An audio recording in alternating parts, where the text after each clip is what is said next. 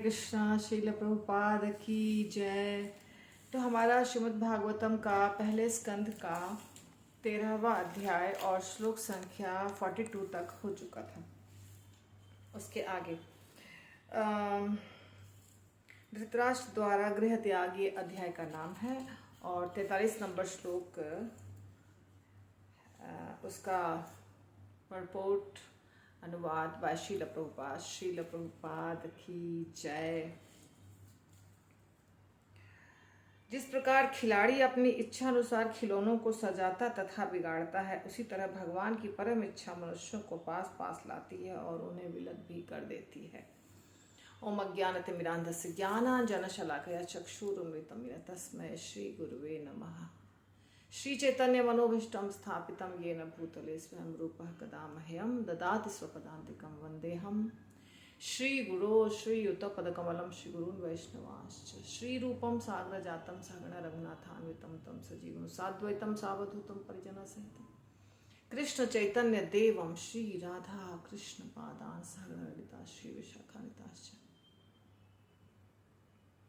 जय श्री कृष्ण चैतन्य प्रभु नित्यानंद श्री अद्वैत गदाधर शिवासादि गौर भक्तवृंद। हरे कृष्ण कृष्ण कृष्ण हरे हरे, हरे राम राम राम हरे हरे। नारायणं नमस्कृत्य नरं चैव नरोत्तमं देवीं सरस्वती व्यासं ततो जयमुदीरयेत्। ओम नमो भगवते वासुदेवाय, ओम नमो भगवते वासुदेवाय, ओम नमो भगवते वासुदेवाय।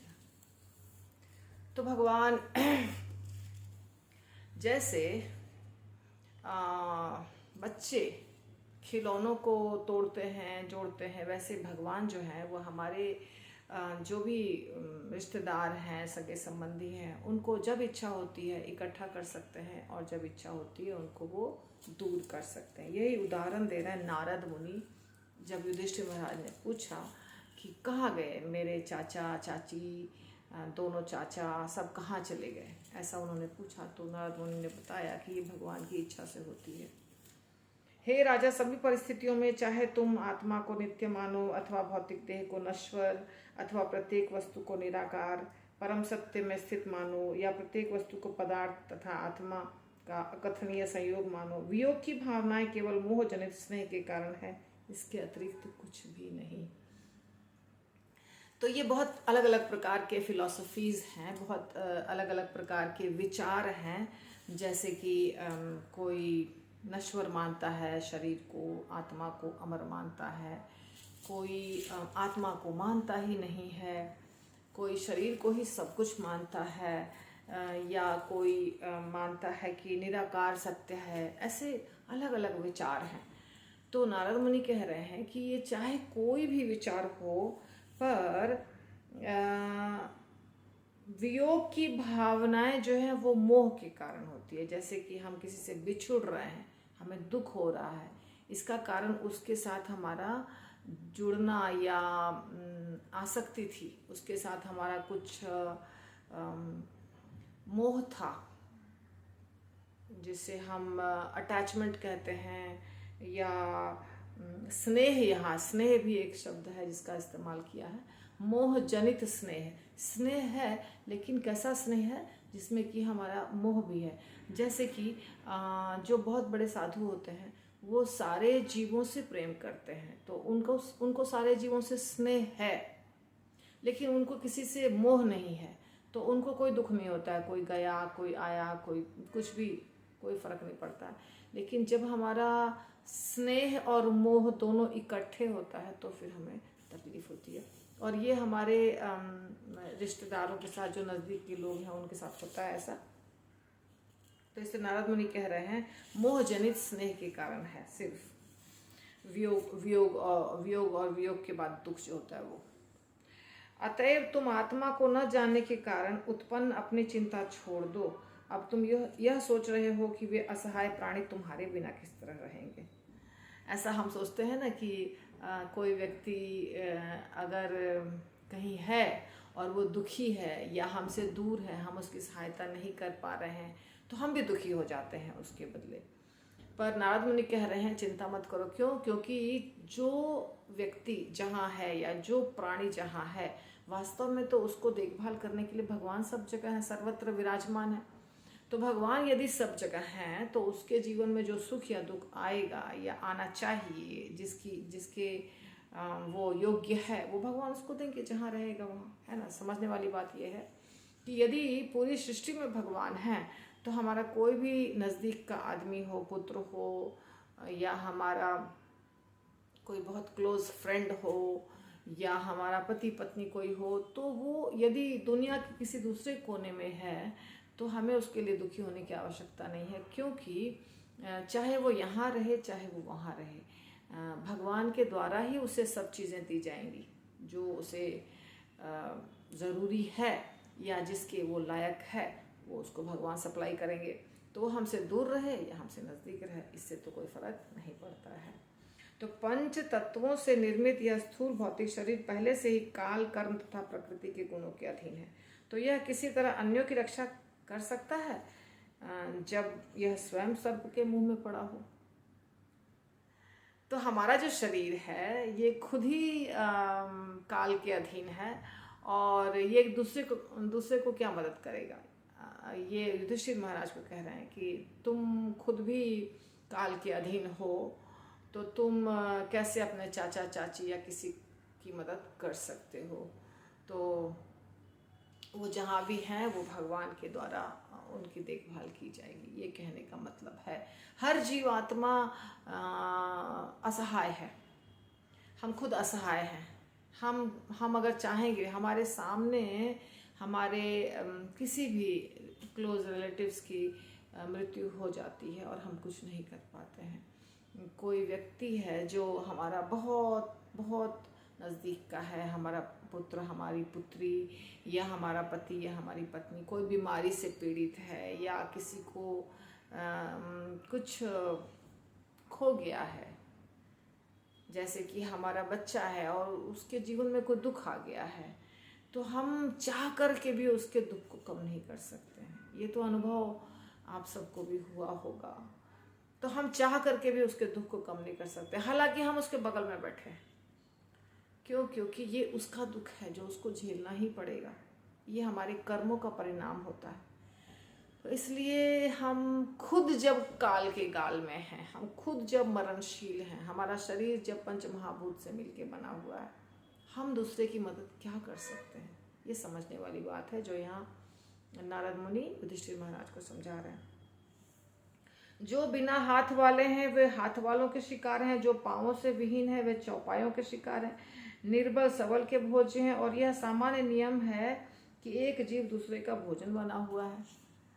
तो ये तो जो हम पढ़ते हैं साइंस में भी वही है कि इकोलॉजी जो होता है, जो नेचर है, नेचर में एक प्राणी दूसरे का भोजन बना हुआ है। ये तो शास्त्र बता रहा है कि एक प्राणी दूसरे का भोजन है। जैसे कि हिरण है तो हिरण तो शेर का भोजन है, तो यदि शेर हिरण को खाता है इसमें कोई आश्चर्य की बात नहीं है।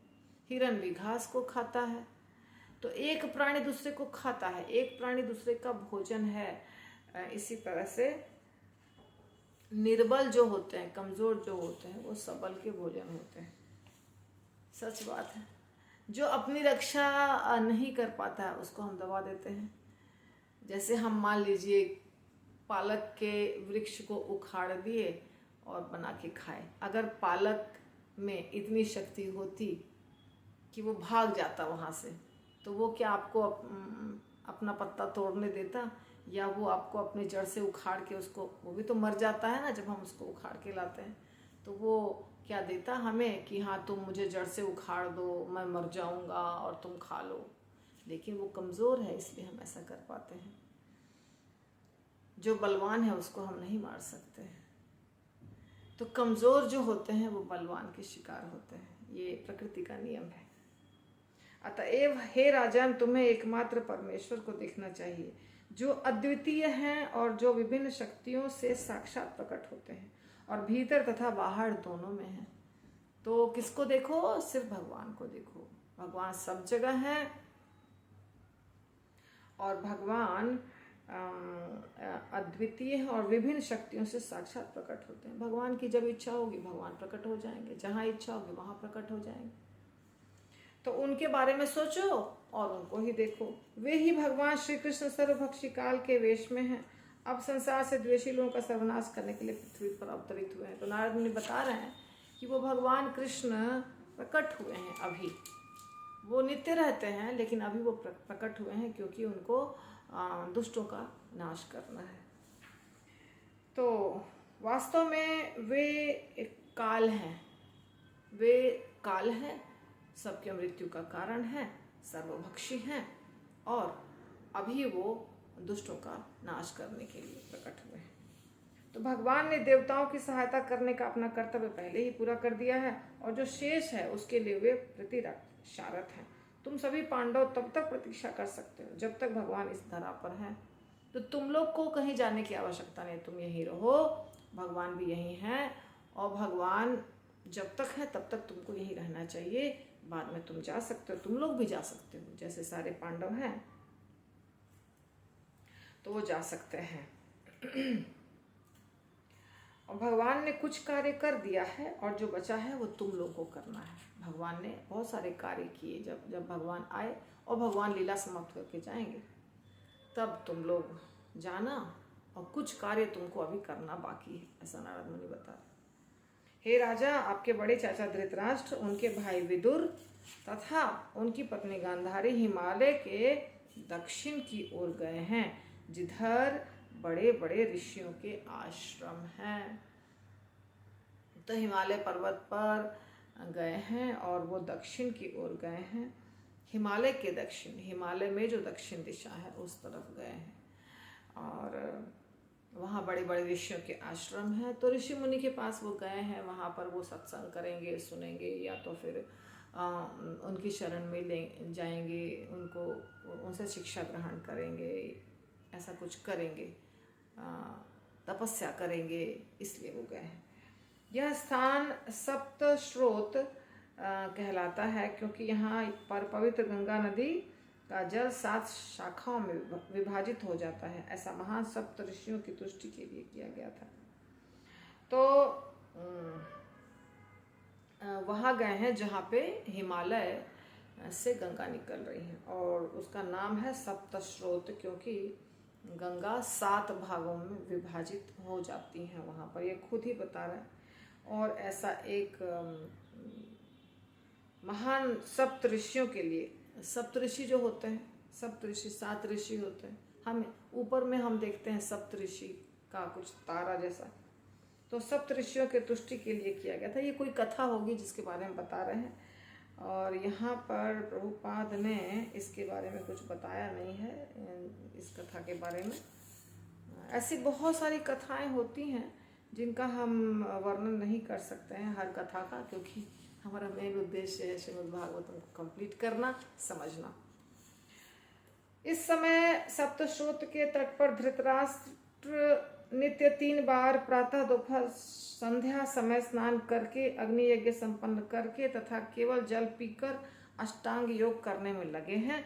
इससे मनुष्य को मन तथा इंद्रियों पर संयम करने में सहायता मिलती है और वह पारिवारिक स्नेह संबंधी विचारों से सर्वथा मुक्त हो जाता है।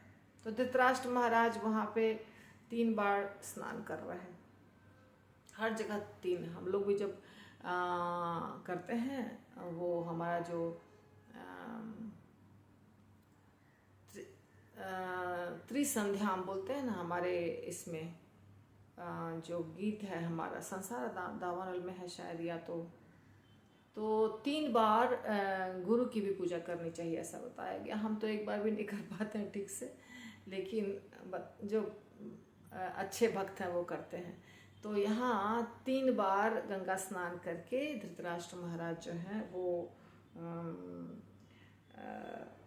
अग्नि यज्ञ संपन्न करते हैं। ये सब करने से क्या होता है, अष्टांग योग करते हैं। ये सब करने से ऐसा होता है कि मन को शांति मिलती है और जो आसक्ति है परिवार से वो दूर होती है, इंद्रियां वश में हो जाती हैं। तो ये सब धृतराष्ट्र महाराज वहाँ कर रहे हैं।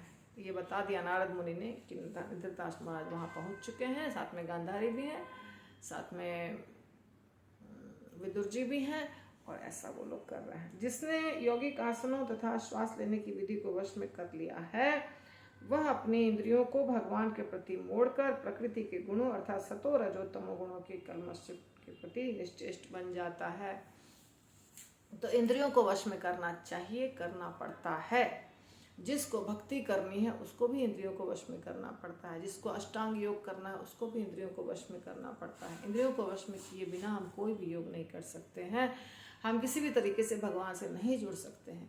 ये संभव नहीं है कि इंद्रियां भी अपना सब डिमांड जो है वो प्राप्त करती रहें और भगवान भी प्राप्त हो जाएंगे, ये संभव नहीं है।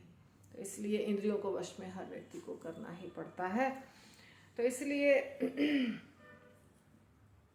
यहाँ पे शिक्षा दे रहे हैं नारद मुनि कि जिसने योगिक आसनों तथा श्वास लेने की विधि यानी योगासन जो होता है अष्टांग योग और प्राणायाम, श्वास लेना मतलब प्राणायाम को वश में कर लिया है और अपनी इंद्रियों को भगवान के प्रति मोड़कर भगवान की तरफ अपने इंद्रियों को मोड़ दिया है। अपनी इंद्रियों की तुष्टि खुद के लिए नहीं करके भगवान की सेवा में जोड़ दिया है। और 3 प्रकार के जो गुण होते हैं सत्व रज और तम, उसके कलमश से निश्चेष्ट हो गया। यानी कि ये तीनों गुणों का जो आवेग होता है, जो गंदगी होती है जिसके कारण हम बहुत सारे गलत कार्य करते हैं, उन गुणों से वो परे हो गया है। तो धृतराष्ट्र को अपनी शुद्ध सत्ता को बुद्धि में संयोजित करके तब परम पुरुष के साथ जीवों के रूप में गुणों के एकात्मकता के बोध सहित परब्रह्म के साथ तदाकार होना होगा। घटाकाश से मुक्त होकर उन्हें आध्यात्मिक आकाश तक उठना होगा। तो ये जो है हमारा शरीर, इसको घट भी कहते हैं, घड़ा। ये हमारा एक शरीर है घड़ा के समान, जिसमें कि 5 चीज़ें हैं। 5 चीज़ों से मिक्स करके हवा पानी मिट्टी सबको मिक्स करके और इसका निर्माण कर दिया गया है। जैसे कि घड़े का निर्माण करते हैं, तो घड़े का निर्माण जब करते हैं तो मिट्टी और पानी को मिला के खूब अच्छे से सॉफ्ट बना के और जो कुम्हार होता है उससे घड़ा बनाता है। एक दिन वो घड़ा फिर टूट जाता है और अगर वो पका हुआ नहीं है तब तो तुरंत मिट्टी में मिल जाएगा, और पका हुआ है तो थोड़ा थोड़ा धीरे धीरे मिलेगा। तो इसी प्रकार हमारा जो शरीर है ये 5 चीज़ों से, वहाँ सिर्फ हमने देखा मिट्टी और पानी, यहाँ मिट्टी पानी हवा तो उसमें भी घुस ही जाता है, घड़े में भी घुस ही जाता है। तो हर चीज़ उसमें भी रहता है, भले दिखाई नहीं देता है। 5 चीज़ उसमें भी रहती हैं, तो इसमें भी 5 चीज़ें हवा पानी मिट्टी आकाश जल सब मिला करके उसका मिश्रण बना करके और उससे ये शरीर का निर्माण किया गया है। अब ये शरीर जब जैसे वो घड़ा टूटने के बाद फिर से कहाँ चला जाता है, मिट्टी में मिल जाता है, हवा में पानी में, वैसे ही ये शरीर भी जब टूट जाएगा तो सब तत्व अपने अपने तत्व में मिल जाएगा। कोई फर्क नहीं है, घड़ा में और हमारे शरीर में कोई फर्क नहीं है। तो इसीलिए घटाकाश से आध्यात्मिक, ये शरीर से ऊपर उठकर अध्यात्म की ओर जाना पड़ेगा। आत्मा के बारे में हमें सोचना होगा, हमें आत्मा तक उठना होगा। यही शिक्षा नारद मुनि दे रहे हैं और कह रहे हैं उन्हें इंद्रियों के सारे कार्य, ये हमें नहीं धृतराष्ट्र को करना होगा और हमें भी करना होगा, हमें भी शिक्षा दे रहे हैं। तो उन्हें इंद्रियों के सारे कार्य बाहर से भी रोक देने होंगे और प्रकृति के गुणों से प्रभावित होने वाली इंद्रियों की अंतःक्रियाओं के प्रति भी अभेद्य रहना होगा। इन सारे भौतिक कार्यों का परित्याग करने पर वे अचल हो जाएंगे और मार्ग के सारे अवरोधों को पार कर जाएंगे। तो कैसे कैसे धृतराष्ट्र महाराज कैसे कैसे इस दुनिया से आसक्ति तोड़ेंगे, कैसे कैसे वो भगवान की तरफ अपने इंद्रियों को मोड़ेंगे, वही शिक्षा दे रहे हैं नारद मुनि। बाहर के सारे कार्य रोकने होंगे और प्रकृति के गुणों के कारण जो अंदर में अंतःक्रियाएं होती है उनके भी प्रभाव से असर कम होना चाहिए।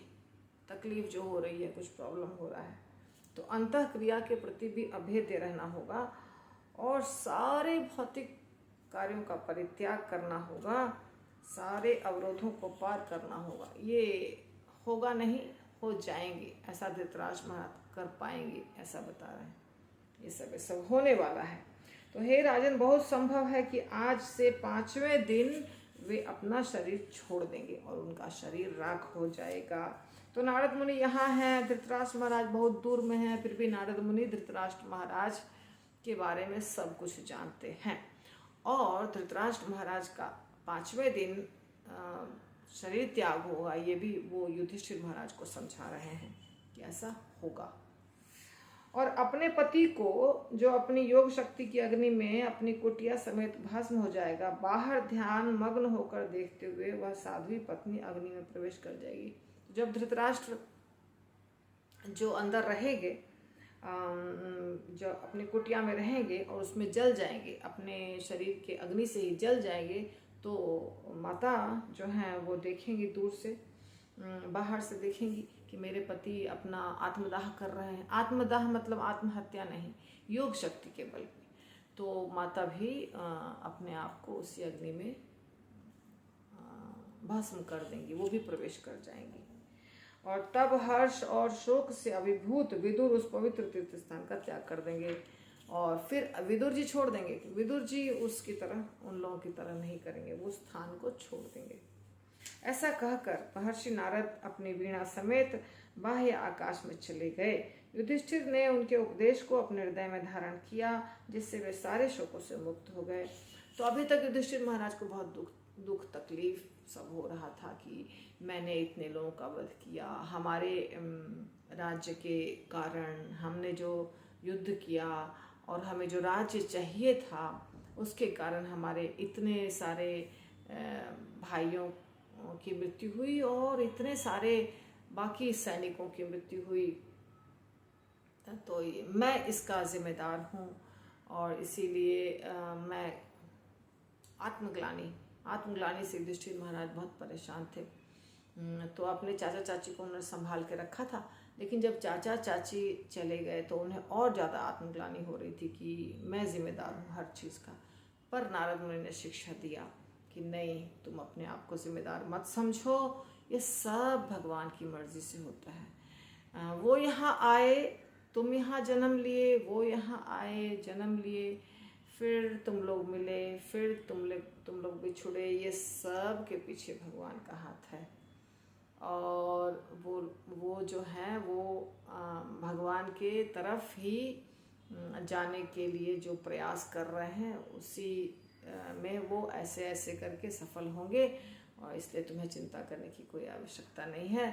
तुम ना कुछ कर सकते हो और ना तुमने कुछ किया है, जो भी हुआ है वो सब भगवान की मर्जी से हुआ है। ऐसा करके युधिष्ठिर महाराज को विदुर जी ने नारद मुनि ने समझाया। तो हमारा ये 13वां अध्याय आज समाप्त हो गया है। 14वां अध्याय हमारा शुरू होगा और मैं आशा करती हूँ कि आप लोग ज़्यादा तो नहीं पर थोड़ा बहुत ठीक ठाक पसंद कर रहे होंगे क्लास को, क्योंकि ज़्यादा एक्सप्लेन कर नहीं पाती हूँ, करने का समय नहीं है। और दूसरी बात, ज़्यादा वीडियो भी नहीं बना पाती हूँ, पर फिर भी आप लोग शेयर कीजिए, सब्सक्राइब कीजिए और जैसे जैसे मौका मिलेगा वैसे वैसे बनाऊँगी। हरे कृष्णा। श्रील प्रभुपाद की जय। श्रीमद् भागवतम कथा की जय। निताई गौर प्रमानंद।